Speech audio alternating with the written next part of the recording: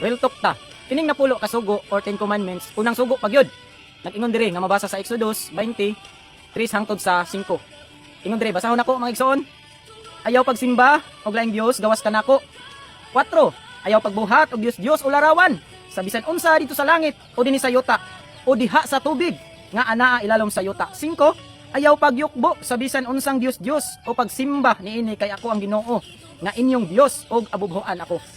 Klaro man jud kaayo ni nga ayaw paghimo, ayaw pagbuhat, ayaw pagyukbo. Karon mangutana ko kinsa may nagsugo sa inyo nga nagbutang mo larawan sa altar, unya mo dinay mo nga wala mo nagsimba, unsa man day purpose ana? Mao ganing gibutang sa simbahan kay aron simbahon.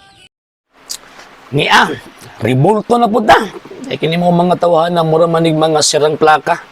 Say balik-balik sa mga butang, say balik-balik og hatag og mga puntos nga diin dili mo ipagtuo sa Iglesia Katolika Apostolika Romana sa direktang pagkasulti na masangil ba kumbaga na magkak ba kumbaga kung di na sila mamagkak mga sir ug mga ma'am di mo gina sila kakuha Katoliko walang ilang ginahimo mamutbot mamagkak kay para makakumbinsi sila makailad sila mga inosenteng gitawag og mga Katoliko. So gikutlo niya ang Exodus chapter 20 verse 3 to 5. Nya ang introduction din ha ningon ang Ginoong Dios nga ako ang Ginoo nga inyong Dios nga nagkuha kaninyo gikan sa Ehipto.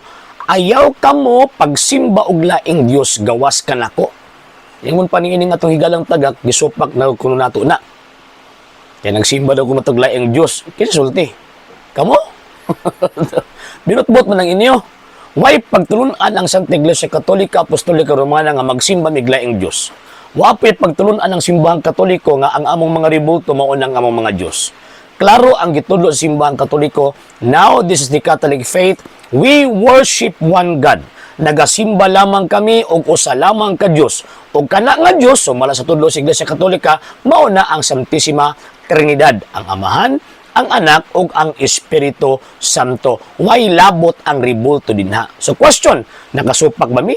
Sige sulti sa Ginoong Dios nga ayaw pagbaton og laing Dios gawas nako, wa mi nakasupak ana.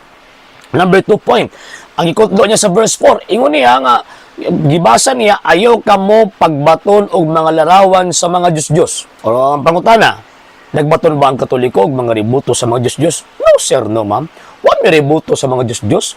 Mahimong Dios ang usa ka butang kung ilhon nimo na nga Dios. And syempre, again, balikon nako ang tudlo sa Iglesia Katolika Apostolika Romana, usa lamang ang Dios nga among gituuhan, usa lamang ang Dios nga among ginasimba. So therefore, kanang mga ribulto nga naa sa simbahang Katolika, dili na mga Dios namo.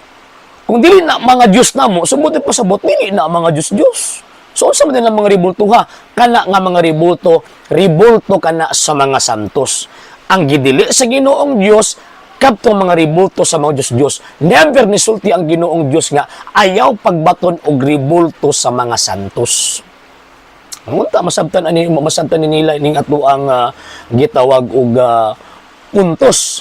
And at the same time, di apod sa balaang kasulatan ang Dios nagtugot sa larawan sa mga santos.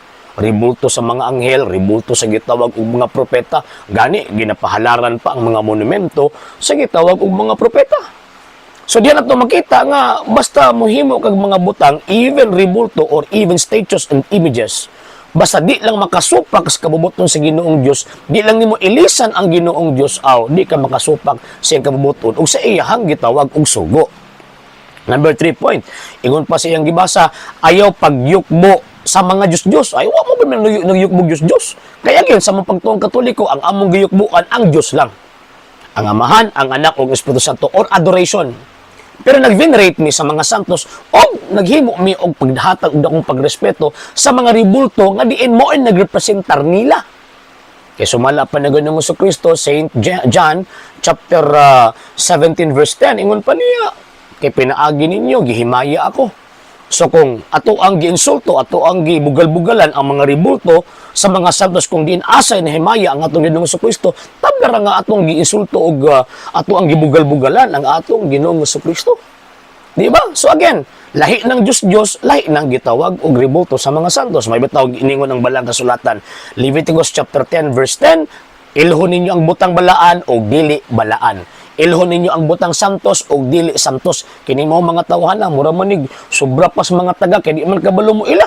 O kung saan ang balaan nga santos o dili santos, aw hinuon, makasabot man taanin nila, kay kaning ilang pundok, sulpot lang man, ang ilang mga pastoy, tagak lang man pod. So man di sila magka-identify o kung saan ang mga balaan nga butang o dili balaang mga butang. Yan na pa siya pangutana, kinsa may nagsugo ninyo nga magbuhat mo tawag ining mga ributo. Aw, kaming mga buutan nga mga anak sa Ginoo, di na kinalang suguan aron bubuhat og maayo. Mura bag kani adto ba tanawa, di ba? Sa panahon ni Solomon, wa man sugo ang Ginoong Dios nga dapat magbuhat og mga dibuho sa templo. Pero gibuhat ni Solomon bisag pagwa sa sugua. Nagbutang sa ributo sa gitawag og mga kirubin. Gawas atong kirubin nga gipahimo sa Exodo. Oh, nagbutang sa dito limang ang katason sa kirubin nga iya ang gibutan nga mga ribulto. Niabot og not less than 15 feet. Or 3 to 4 meters, or not less than 4 meters rather. O, gisog na sa Diyos, ngayon anak kapason. Wala eh. Pero kanong iya man lang gibuhat, tungod kay, sinungdan nga, maayo ka na nga butang atubangan sa Ginoong Diyos. So, bot pasabot, yun ang ginaglag suguon gatong mga buutan, mga anak. Kana kay kanang sugo manggod, sumala pang San Pablo, 1 Timoteo Kapitulo 1, ingon pa niya, kanang sugo, alam na sa mga taong buringog. So, kamo, sige mo sugo-sugo, kinang suguon yun mo. Maigo mo si yung San Pablo nga kanang sugo alang lang na ni adtong gitawag og mga taong buringog og mga tawag og yabang. Lastly, ingon pa niya di siya motuo nga di daw nato ginasimba ang mga ributo kay ginabutang daw nato sa gitawag og simbahan. Unsa man di purpose nga nang ato man ginabutang simbahan.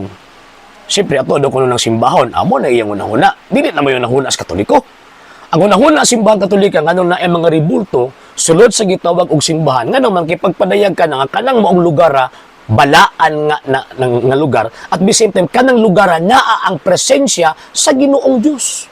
Mura bag sa atong panimalay ba na ang atong mga imahen, na atong mga pictures gibutang nato sa sulod sa atong panimalay ngano man tuod kay ang atong presensya naa ni anang maong lugar.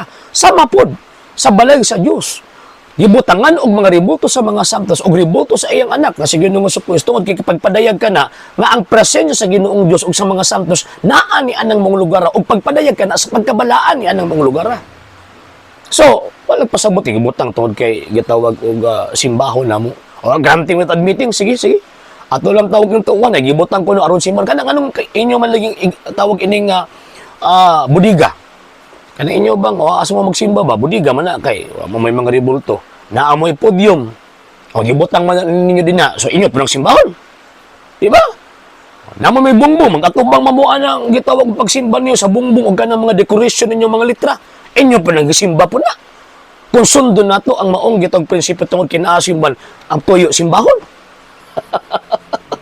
Maigo gihapon mo sa inyong kaugalingong pamutbot o pamakak. Wala ayaw lagi mapamutbot, ayaw pamagkag kay masagpan gyud mo ang inyong butbot. Nya ulaw kaayo kung masagpan mo. Ngano man kay sige ra ba mo pailang nga tinuod mo.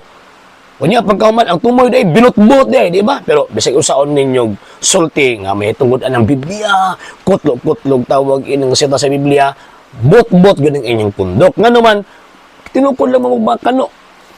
Wa mo may connection sa Ginoong Dios. Nganang normal na sa inyo nga mga taki mo sa mga balaang mga butang kay wa mo'y koneksyon kang Ginoong Hesukristo. Okay? Sa hindi pa po nakapag-follow sa mga pages po natin, i-follow nyo po yung mga pages po natin, RJ Horolanciano II, TV Apolia Punto Argumento page, Kuya Apologies TV page, and RJ's Vlog 2022. And pwede rin po kayo mag-send po dyan ng Facebook stars. And also, sa atin po mga channels, sa hindi po nakapag-subscribe, i-subscribe po ninyo yung mga channels natin, The Lay Catholic, Apologies International Official, RJ Sano II TV, Kuya Apologies TV, and Barrio Kawayan Religious Forum. And pwede rin po kayo mag-send po dyan ng super sticker, super chats, and super thanks. And maraming salamat po sa mga kapatid at mga Katoliko na ulis pong tumutulong sa programa po natin. Maraming salamat po. Nang dahil po sa tulong at suporta po ninyo, ang programa pong ito, until now, andito pa rin po sa social media. And until now din po, nangangailangan pa rin po tayo sa tulong at suporta po ninyo dahil wala po kayong magagawa rito mga sir, mga ma'am, kung wala po yung tulong at suporta po ninyo. Sa gusto pong tumulong, sa gusto pong sumuporta, pwede po ninyong ipadala ang tulong at suporta po ninyo sa pamamagitan po ng ating mga account numbers dyan po sa ating pong screen. And pwede niyo po kaming i-message sa ating pong page kung via remittance po yung papadala po ninyo. Maraming salamat po in advance.